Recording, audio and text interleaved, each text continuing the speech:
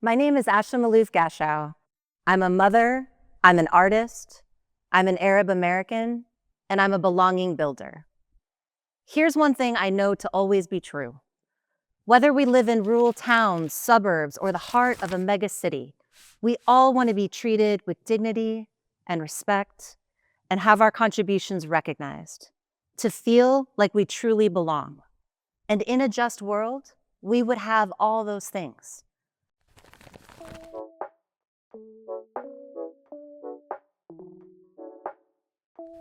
At the Othering and Belonging Institute, we hold a vision of a world in which everyone and the planet belong without being othered, where people experience inclusion, connection, recognition, and agency on a regular basis. How we get there is through co-creation, which means sharing and distributing power across relationships. So practically, how do we do that? Targeted Universalism, or TU for short, is a fresh approach to designing programs and policies that are inclusive and transform the ways in which we collectively lead our societies. It's a way to start with care for the whole and then to back into equitable strategies. It was developed as a solution for problems we're all trying to solve.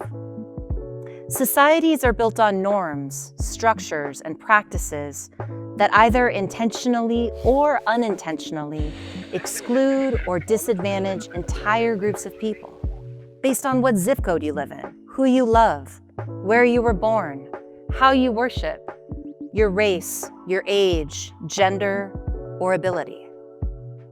These create real gaps in areas like life expectancy, education rates, and income, what we call disparities.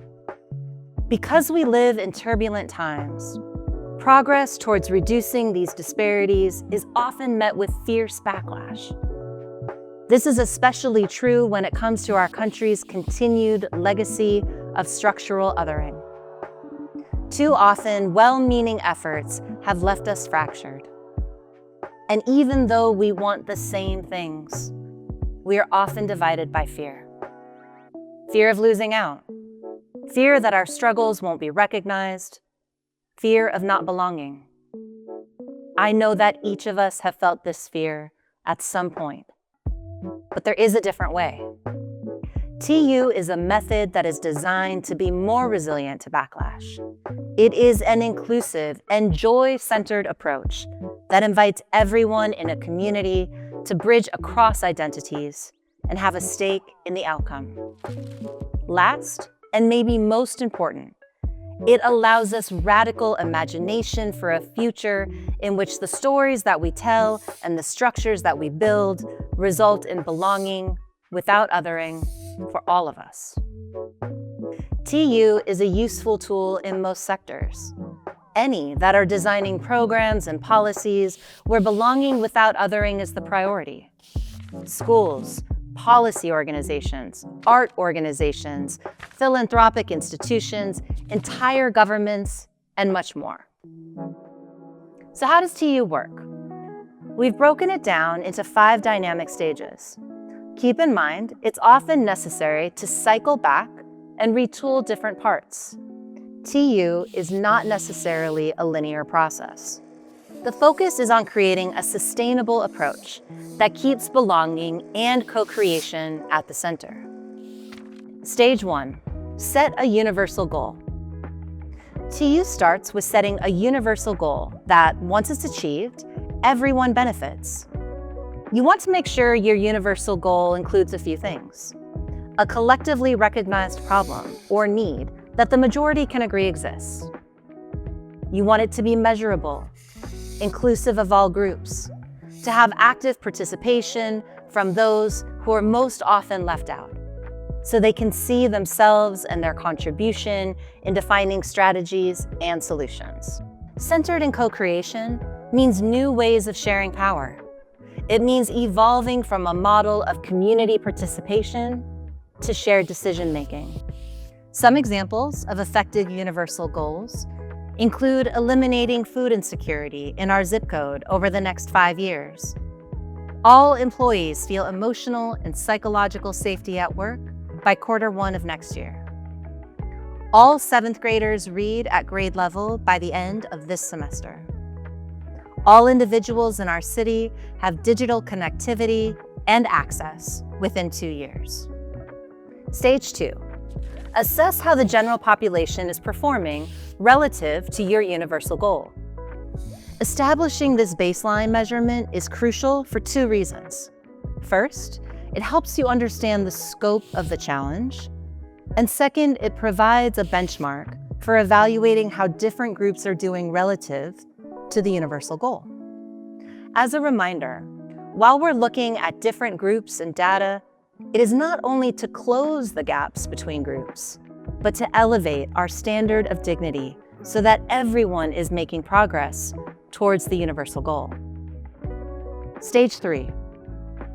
Identify and measure how groups and locations perform relative to the universal goal. This is where the structural disparities and distribution of access to resources are revealed. Stage 4. Identify and measure the barriers that prevent each group or community from reaching our universal goal. We investigate deeply to understand the root causes of disparities so we can develop tailored and equitable solutions to make progress. Some examples of structural inequities could include a lack of access to healthcare in rural areas, a lack of translation services for newcomers, an excess of chemical factories in frontline communities, or a zip code with little access to fresh fruits and vegetables. Stage 5. Develop and implement targeted strategies so each group can reach the universal goal. Examples of targeted strategies are building healthcare clinics in rural areas, providing free, high-quality translation services for newcomers and undocumented residents, funding local grocery stores to implement free food programs in areas of high food insecurity. Once these targeted strategies are implemented, it is essential to conduct ongoing evaluation and measurement of impact relative to the universal goal. This helps to identify what's working, what isn't working, and where adjustments are needed. Revisiting the universal goal allows us to measure progress over time. So let's review some of the core principles we've talked about. Co-creation and relationships are at the center. Inclusion of those who are impacted and often left out in all stages in decision-making. Belonging without othering, leaving no one, nor the planet, outside the circle of human concern. Are you ready to learn more? Check out the links below and go to obiu.org to sign up for free classes. It's packed with resources, frequently asked questions, case studies, and much more.